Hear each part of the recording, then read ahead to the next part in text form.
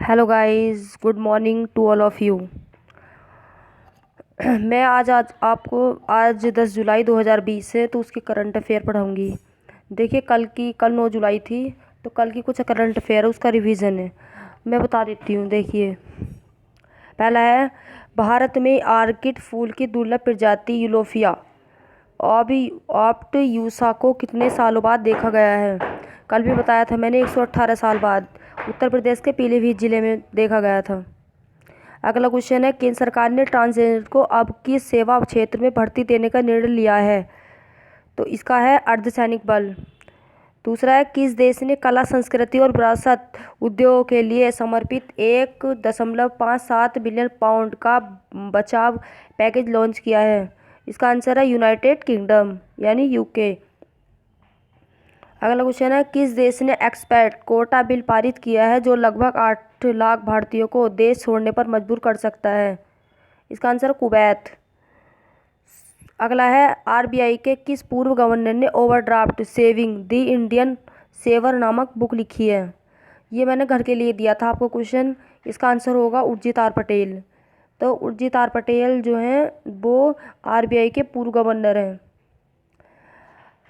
RBI के जो वर्तमान गवर्नर है वो है हमारे शक्तिकांत दास, और आरबीआई का मुख्यालय मुंबई में है, और आरबीआई की स्थापना 1 अप्रैल 1935 को हुई थी। और आरबीआई का जो राष्ट्रीयकरण है वो हमारा 1 जनवरी 1949 को हुआ था। चलिए आगे।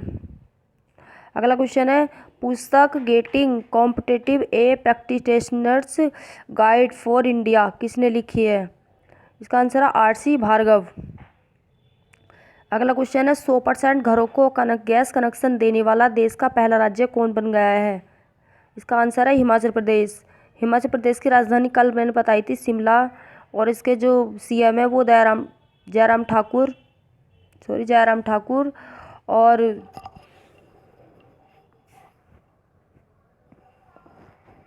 चलिए आगे चलते हैं।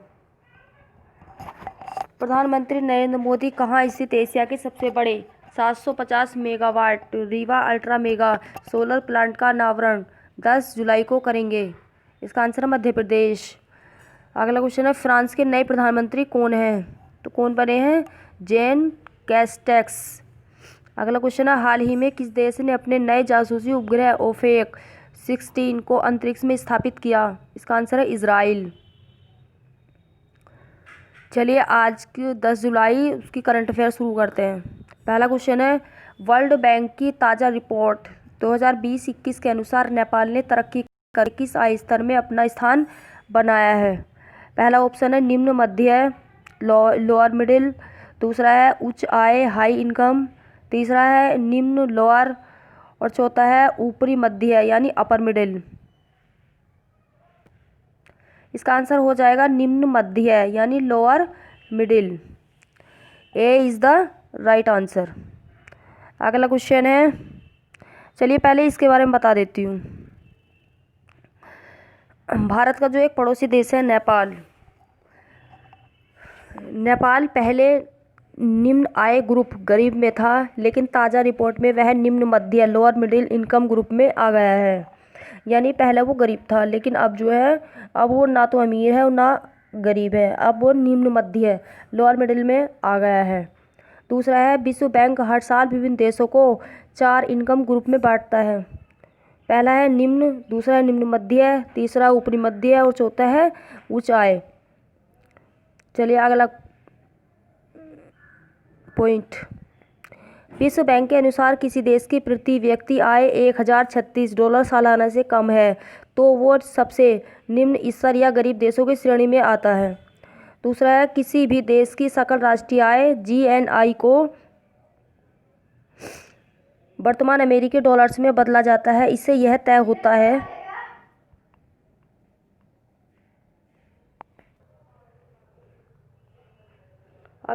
अगला है पॉइंट, वर्ल्ड बैंक के अनुसार सालाना आय स्तर आधार पर नेपाल अब निम्न मध्य आय अर्थव्यवस्था वाला बन गया है।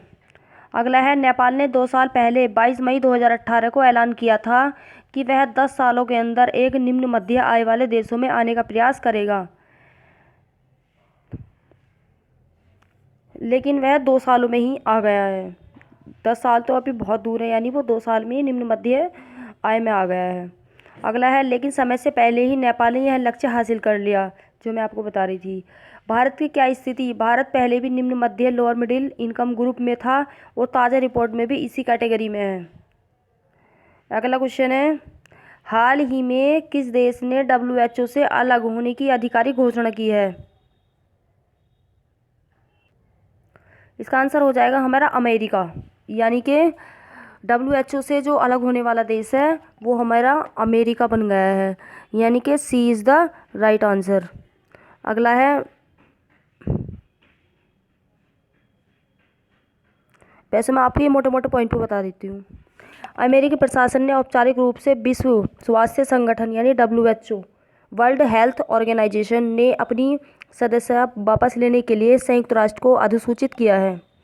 दूसरा है, हालांकि WHO ने अमेरिकी प्रशासन की वापसी अगले वर्ष तक प्रभावी नहीं होगी, जिसका अर्थ है कि परिस्थितियों में बदलाव होने पर इसे रद्द किया जा सकता है।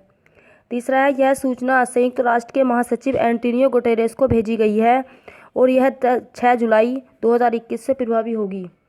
अगला है, अमेरिकी राष्ट्रपति के मुताबिक विश्व स्वास्थ्य संगठन वर्ल्ड हेल्थ ऑर्गेनाइजेशन अपने दायित्वों का निर्वाह करने में विफल रहा है और संगठन ने वायरस के बारे में चीन के दुष्प्रचार को बढ़ावा दिया है, जिसके कारण संभवतः वायरस ने और अधिक गंभीर रूप धारण कर लिया है। अमेरिका विश्व स्वास्थ्य संगठन का सबसे बड़ा दान करता है और प्रतिवर्ष उसे $400 मिलियन से भी अधिक राशि प्रदान करता है। चलिए अगला क्वेश्चन, वैश्विक रियल एस्टेट पारदर्शिता सूचकांक में भारत की रैंक क्या है? पहला ऑप्शन है 65वां, दूसरा 32वां, तीसरा 34वां और चौथा 65वां। ये 65वां दो जगह दे दिया है। इसका आंसर हो जाएगा हमारा सी, यानी 34वां।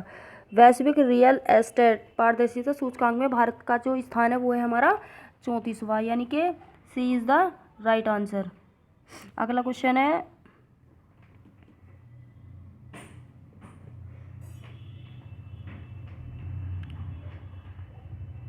जो इसमें मोस्ट इम्पोर्टेंट है वो आप पढ़ सकते हो। जैसा पहला इम्पोर्टेंट तो पहले ही आ गया कि वैश्विक रियल एस्टेट पारदर्शिता सूचकांक में भारत का स्थान 34वां है।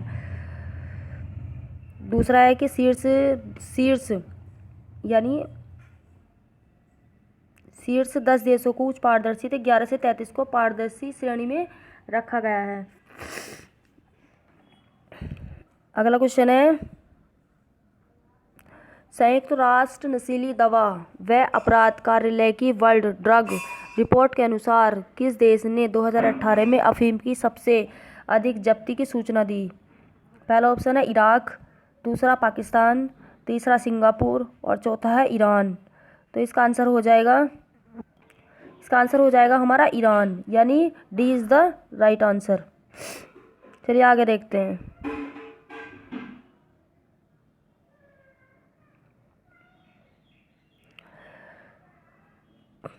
ये पॉइंट है, भारत को 4 टन के साथ चौथे स्थान पर रखा गया है।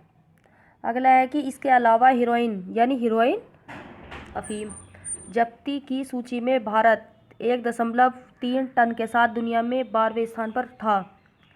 संयुक्त राष्ट्र दवा व अपराध कार्यालय की नवीनतम वर्ल्ड ड्रग रिपोर्ट के अनुसार ईरान ने 2018 में अफीम की उच्चतम जब्ती हुई थी।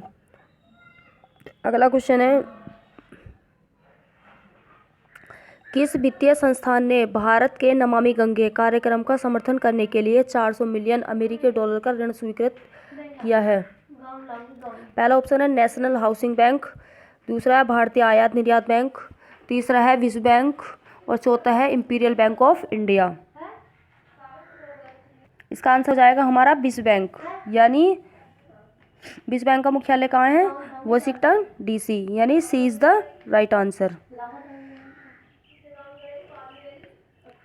विश्व बैंक और भारत सरकार ने हाल ही में नमामि गंगे कार्यक्रम के लिए सहायता प्रदान करने के लिए एक ऋण समझौते पर हस्ताक्षर किए हैं। दूसरा है, इस कार्यक्रम का उद्देश्य गंगा नदी का कायाकल्प करना है। तीसरा है, $400 मिलियन अमेरिकी डॉलर के फंड में 381 मिलियन अमेरिकी डॉलर का ऋण और 19 मिलियन अमेरिकी डॉलर तक गारंटी शामिल है। अगला क्वेश्चन है हमारा, जून 2020 के मासिक माइक्रो इकोनॉमिक रिपोर्ट के अनुसार कोविड-19 के इफेक्ट से भारत की जीडीपी कितना सिकुड़ जाएगी? इसका आंसर हो जाएगा हमारा 4.5%, यानी B is the right answer. चलिए आगे देखते हैं।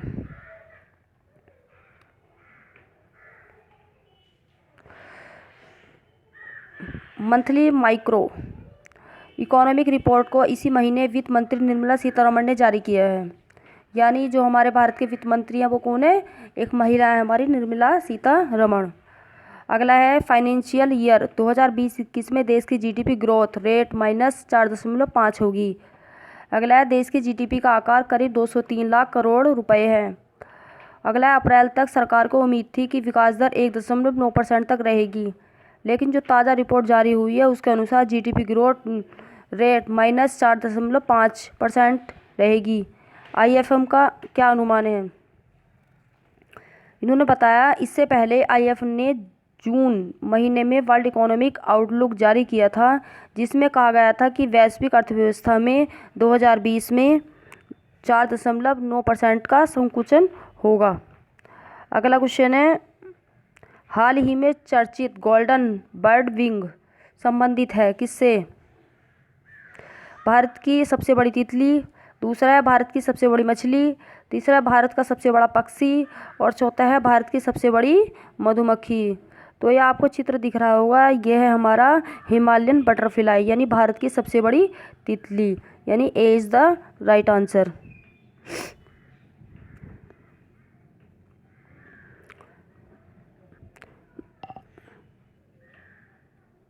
हाल ही में हिमालयी तितली गोल्डन वर्ल्ड विंग, वैज्ञानिक नाम है इसका ट्राइडस आइकस, को 88 वर्षों के बाद भारत की सबसे बड़ी तितली के रूप में खोजा गया। दूसरा है, मादा गोल्डन वर्ल्ड विंग को उत्तराखंड के दीदी हाट से, जबकि नर गोल्डन वर्ल्ड विंग को मेघालय के शिलोंग वानखर तितली संग्रहालय में से खोजा गया। तीसरा है, इस प्रजाति के पंखों की लंबाई 194 मिलीमीटर तक होगी।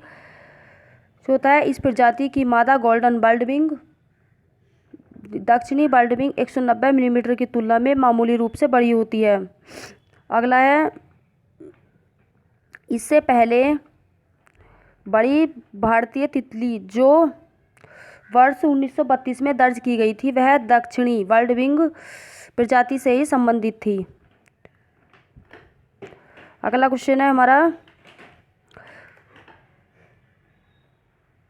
किस केंद्रीय मंत्री ने क्लाइमेट एक्शन पर वर्चुअल सम्मेलन के चौथे संस्करण में भारत का प्रतिनिधित्व किया है?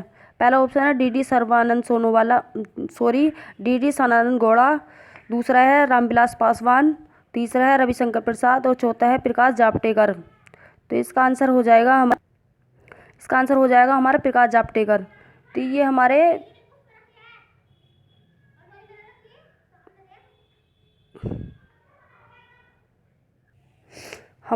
ये पूर्व में मानव संसाधन विकास मंत्री थे, लेकिन अब ये पर्यावरण मंत्री बन गए हैं।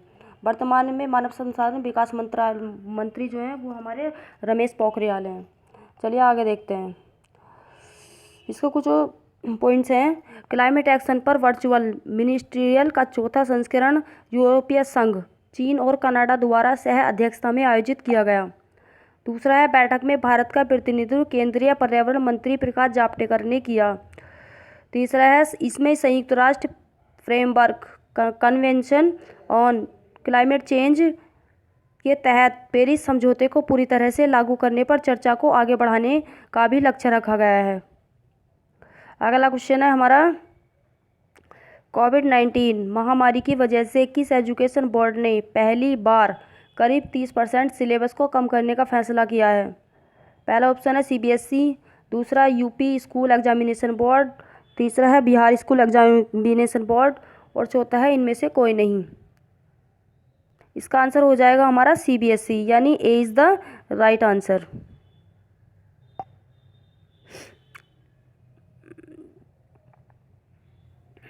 इसके पॉइंट हैं, HRD मिनिस्टर रमेश पोखरियाल यानी मानव संसाधन विकास मंत्रालय ने ऐलान किया कि क्लास 9 से 12 तक के सिलेबस कम किए गए हैं।